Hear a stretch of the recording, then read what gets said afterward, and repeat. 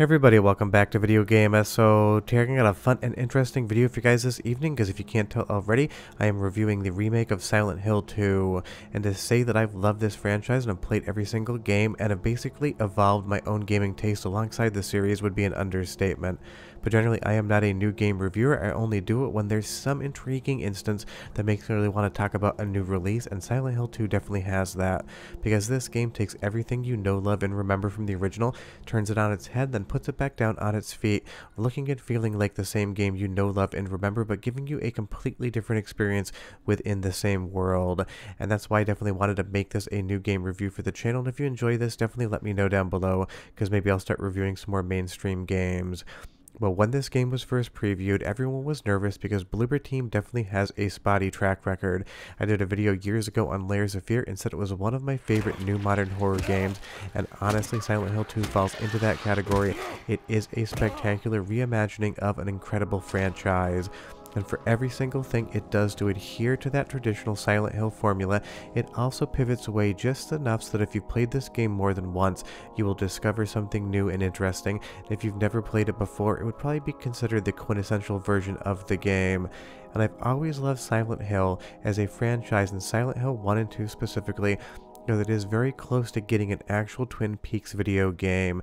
This, even if no one's ever really admitted to it in an interview as far as I can find, just basically feels like Twin Peaks, the series from David Lynch. The murder mystery, the supernatural town, the inexplicable events that you're not quite sure why they're happening, but in the universe that the game inhabits make total sense. This is basically the anti-survival horror game, because unlike Resident Evil, James is not a combat specialist, and combat's always felt secondary to the overall exploration and storytelling of the Silent Hill universe, especially in Silent Hill 2. And this long walk down from Toluca Lake, which is absolutely one of the most iconic scenes in the original game, and it translates so well visually and thematically here. All of this fog mirroring the fog and film grain you would have seen in the original title, it does feel like you're retreading very familiar territory because you are, but just like going back and visiting a place you haven't been for 15 or 20 years, there's a sense of familiarity to it, but also a complete sense of newness, where you know you've been here before, but you can't really put your finger on it.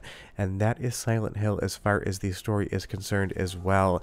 The town is strange, the town toys with you and plays with you and changes your memories even in the game, blocking off certain pathways to basically make it so that you feel like, for lack of a better term, you're in a carnival funhouse where you're not quite sure how to orient yourself, but you know you need to be making forward progress. And all of the story beats are still here. They can be slightly different, the dialogue can be slightly altered, but at least leading you into the story, it gives you just enough intrigue to really motivate you to move forward. And just so you know, this is going to be a spoiler-free review, and again, review in air quotes, because I am just kind of playing around with the concept of what Silent Hill 2 is and what it has become in this remake. But the characters that you remember, that familiarity with them, will be like 10% different. Sometimes something in the game will happen out of order, so it kind of does really keep you on your toes. And I think Bloober team did an excellent job of taking the original game as a base, as a paint by numbers, we're then coloring outside the lines every once in a while to give even players that have played this game a dozen times or more a fresh experience. And I know when this game was first announced, again, people were very nervous for it. They expected this to not be a well-reviewed game, but pretty much everyone had to eat crow on that one because it is basically getting 9s and 10s across the board. Now, I have finished this game from start to finish just so I could understand how the entirety of the events unfolded, and I would say I 100% unequivocally agree with those reviews. This is an absolutely spectacular title that does so much right and really does relaunch the Silent Hill franchise into a new modern audience, because we don't really see many new games, and obviously we've had a few demo games and we have other games coming up. But if this is the tenor and tone for Silent Hill moving forward, I think we're in for a new renaissance, because this series was so good through Silent Hill 4: The Room, but then definitely petered off. And honestly, going back to the days of Silent Hill 2 and 3, and even The Room in the future would be very exciting. But what Bloober team does better than I think a lot of people in the horror genre is atmospheric music and sound effects. Go ahead and listen for 45 seconds to understand how Silent Hill sounds.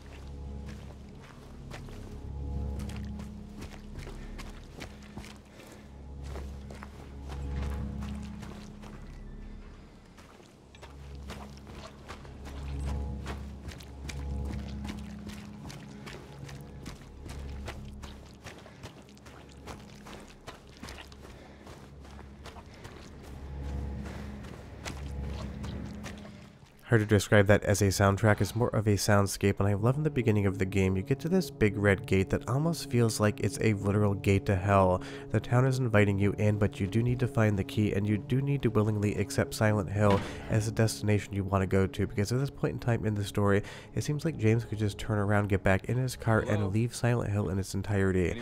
The game makes you want to get into it. You have to basically accept its invitation, but once you go through that gate, everything is going to go wrong, and it is going to be quite the time from there. And I do love in the soundtrack and the sound effects of this game just how wet everything truly sounds. Walking through that mud could almost be described as walking through a gore sort of environment. The town is wet, it's dank, it's dripping, and of course video games have not been able to make you smell what they smell like yet, but you can just understand the dead leaf and the mold smell coming from these scenes. You've been in those environments, you smell that decay, and that is exactly what Silent Hill is, a decaying town basically trying to keep itself alive and lure new people in. At least that's what it is to me. And the town really is the main character of this game and the first game as well. Definitely people come and visit Silent Hill. They have their own experiences, their own revelatory moments, their own kind of come to Jesus, for a lack of a better term, realities within the town. But Silent Hill's always been the main character, and it will always remain so, at least to me. And of course, just like the original, once you come into town, you're going to have to navigate the environs and understand how the town is basically trying to prevent you from making progress while toying with you the entire way. And I love this flower shop here as we go in. The environments in this game are just absolutely gorgeous. I am playing it on quality mode, not on frame rate mode, and I do like sacrificing the frames in this game for a better visual appearance, because the artists at Bloober team have done such a great job of actually realizing what Silent Hill looks like in your memories. Because if you go back to the PlayStation 2 game, the visuals are quite effective, but they're definitely aged. But if you haven't played that game for 15-20 years, what you think Silent Hill looked like is what Bloober team has coaxed out of this remake.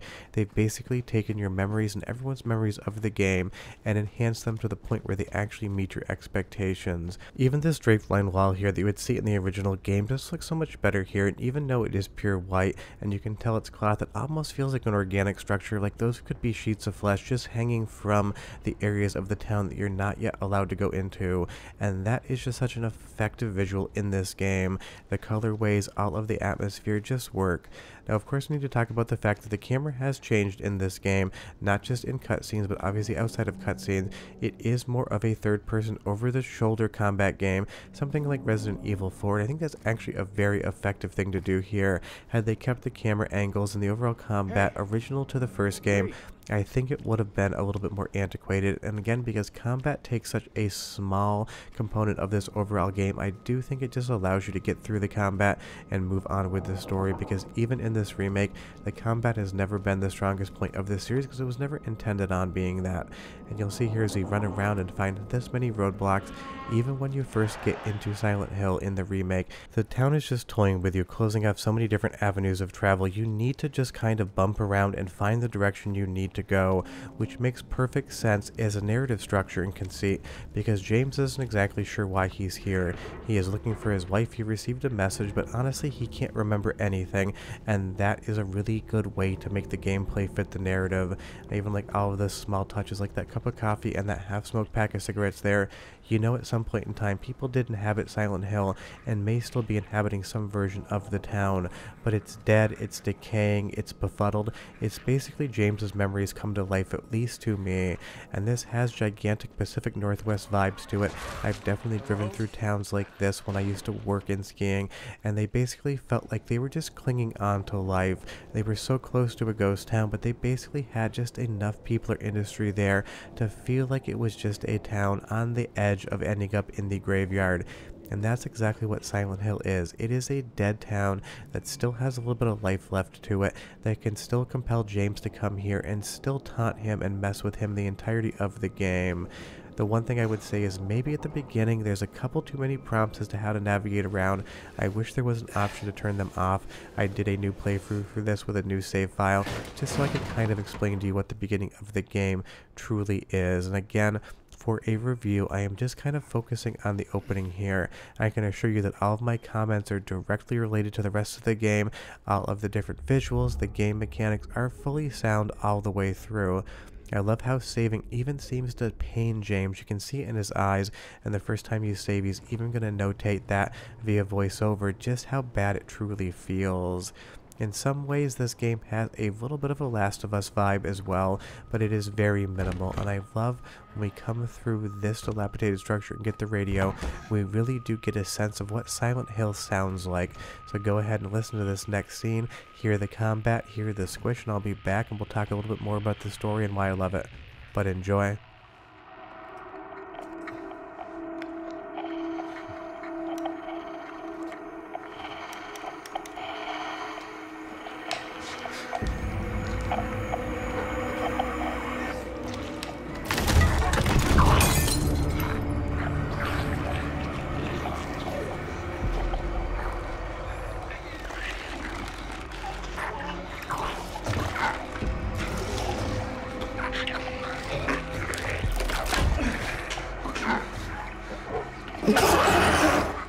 Stay back.